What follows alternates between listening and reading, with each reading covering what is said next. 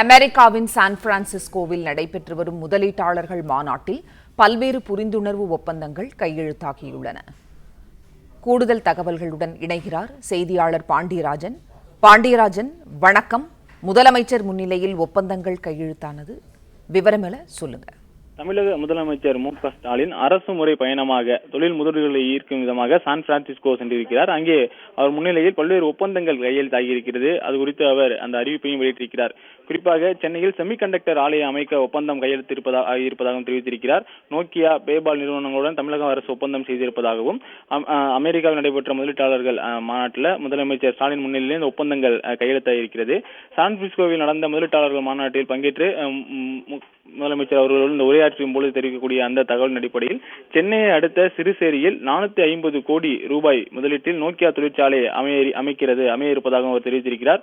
கோவை சூலூரில் 150 கோடியில் செமிகண்டக்டர் உற்பத்தி தொழிற்சாலை அமைக்க ஈல்டு என்ஜினியரிங் சிஸ்டம்ஸ் நிறுவனத்துடன் புரிந்துணர்வு ஒப்பந்தம் கையெழுத்தாகி இருப்பதாகவும் தெரிவித்திருக்கிறார். சென்னை செம்மஞ்சேரியில் 250 கோடி ரூபாயில் செமிகண்டக்டர் தொழில்நுட்ப ஆராய்ச்சி மற்றும் மேம்பாட்டு மையம் அமைக்க மைக்ரோசிப் நிறுவனத்துடன் ஒப்பந்தம் கையெழுத்தாகி இருப்பதாகவும் தெரிவிக்கப்பட்டிருக்கிறது.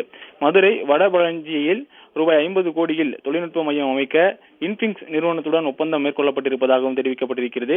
சென்னை தரமணியில் செமிகண்டக்டர் உற்பத்தி தொழிற்சாலை அமைக்க அப்ளைடு மெட்டீரியல்ஸ் நிறுவனத்துடன் புரிந்துணர்வு ஒப்பந்தம் கையெழுத்தாகி இருப்பதாகவும் தெரிவிக்கப்பட்டிருக்கிறது. செயற்கை நுண்ணறிவு தொழில்நுட்ப வசதிகளுடன் கொண்ட அதிநவீன தொழில்நுட்ப வளர்ச்சி மையமாக இந்த மையம் செயல்படும் எனவும் குறிப்பிடப்பட்டிருக்கிறது. குறிப்பாக செங்கல்பட்டில் 400 கோடியில் ஹைட்ரஜன் உற்பத்திக்காக ஓமியம் நிறுவனத்துடன் ஒப்பந்தம் கையெழுத்தாகி இருக்கிறது. சென்னையில் தொழில்நுட்ப ஆராய்ச்சி மையம் அமைத்து கீக்மென்ட் நிறுவனத்துடன் புரிந்துணர்வு ஒப்பந்தம் கையெழுத்தாகி இருப்பதாகவும் தமிழக முதல்வர் அவர்கள் அந்த தொழில் முதலீட்டாளர்கள் மாநாட்டிலே தெரிவித்திருக்கிறார். குறிப்பாக செமிகண்டக்டர்களுடைய வளர்ச்சிக்காக, செமிகண்டக்டருடைய உற்பத்தியை பெருக்குவதற்காக பல்வேறு முன்னெடுப்பு திட்டங்கள் செயல்படுத்தப்பட்டு வருகிறது. செமிகண்டக்டர்களுடனான அந்த உற்பத்தியை மேம்படுத்தும் விதமாக இங்கே பல்வேறு புரிந்துணர்வு ஒப்பந்தங்கள் அமைக்கப்பட்டிருக்கிறது.